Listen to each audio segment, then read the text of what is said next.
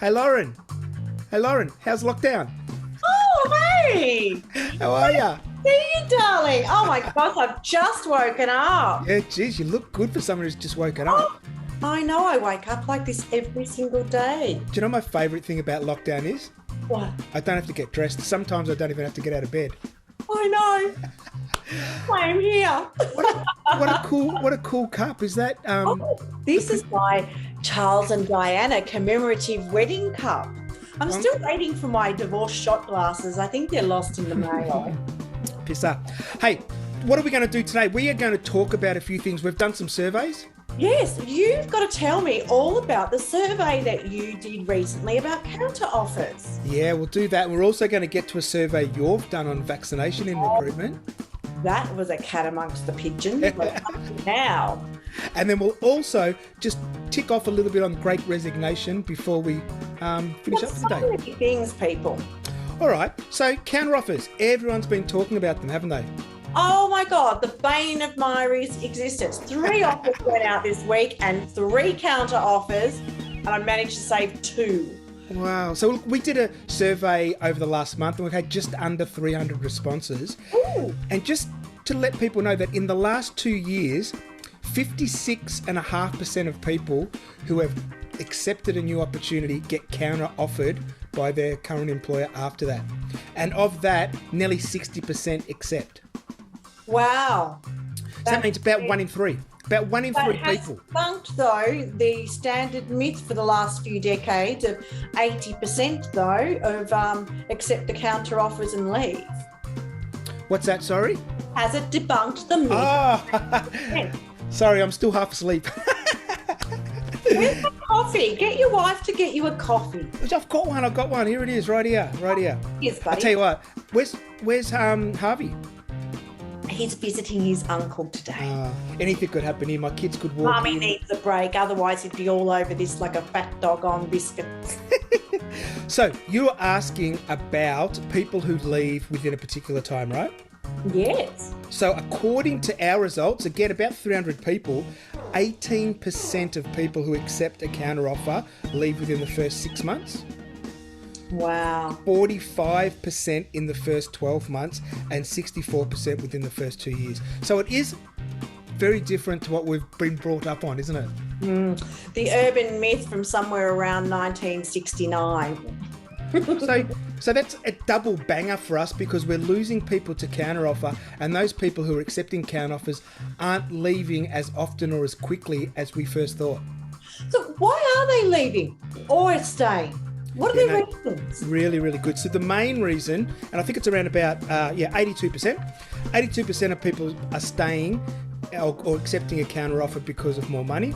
That's we know that's out there in the market. But one of the ones that's come up, particularly around COVID and over the last couple of years, is 77% of people are accepting a counteroffer when they've been offered more flexibility, including working from home.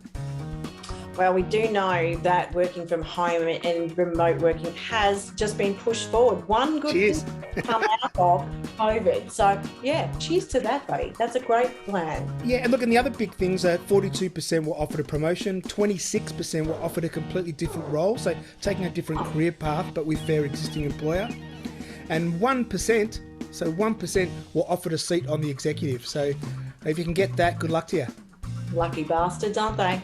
Yeah. Hey, why don't you tell us about your little survey on vaccination? I threw a cat amongst the pigeons. I actually didn't expect what happened. We got over 30,000 views and clicks. Amazing. We had about 800 respond to the survey. And my question was, at what point do we ask the vaccination question in the interview process? And where did it fall? It landed at just over 70% said at the screening stage. Then there was the not at alls, which was, and then the rest of it, about 20-something% was at the first interview.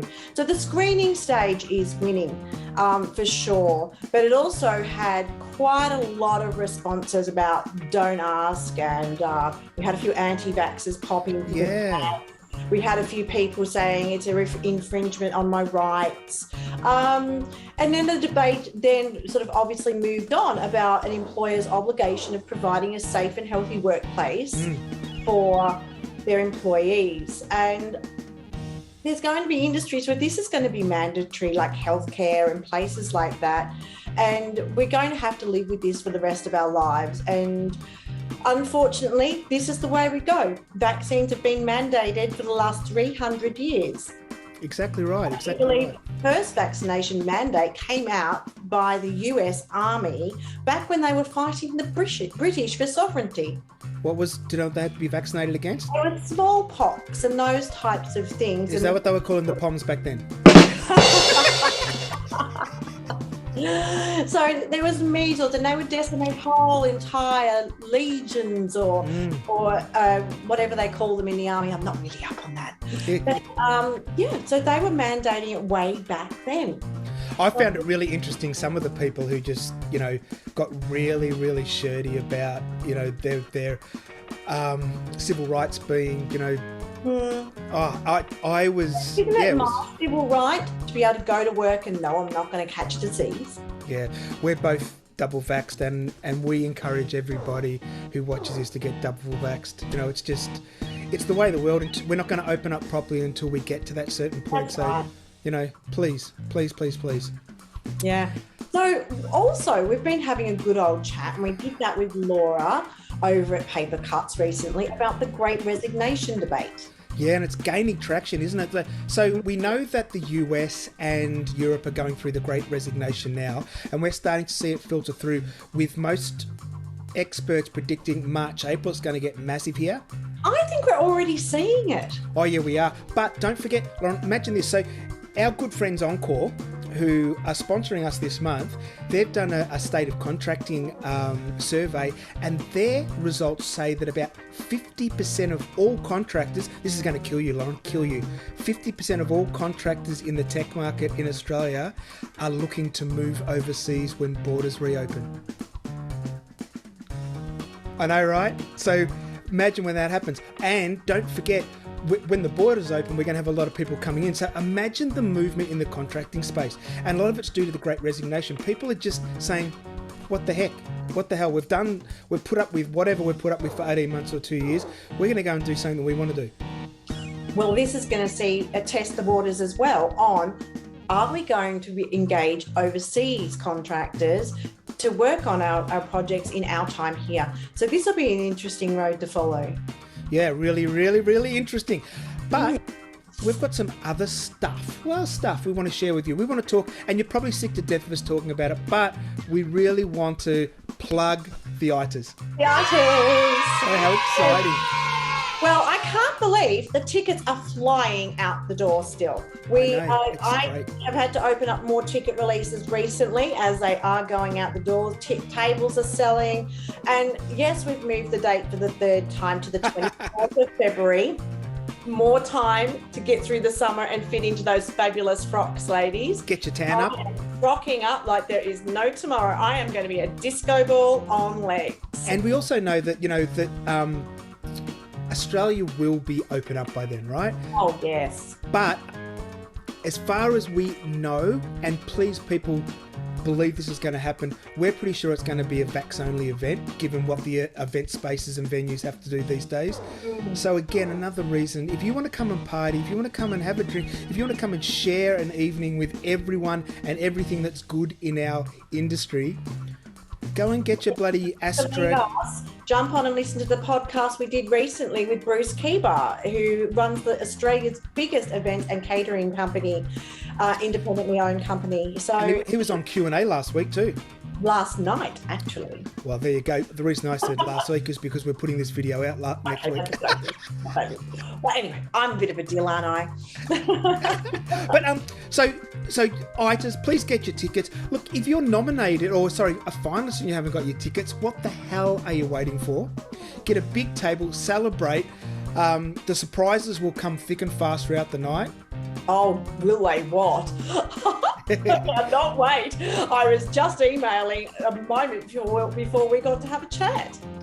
Fantastic. And not only that, ATC, Talent Table, there's going to be events in 2022, right? Face-to-face events. The industry is going to get back to some sense of normality. And always a huge thank you to Smart Recruiters, Encore Services, and Vervo for being our major sponsors on the ITAs for 2021. And just like the Olympics, we're just doing it a bit later. Yeah. And I hope you've all enjoyed this video today. A couple of stats that really mean a lot. Sorry that Lauren and I could not be asked getting out of bed to do this properly. Wake up like this. Maybe next time. And we're going to see you all real soon. Right, Lauren? Bye, everybody. See ya. Bye-bye.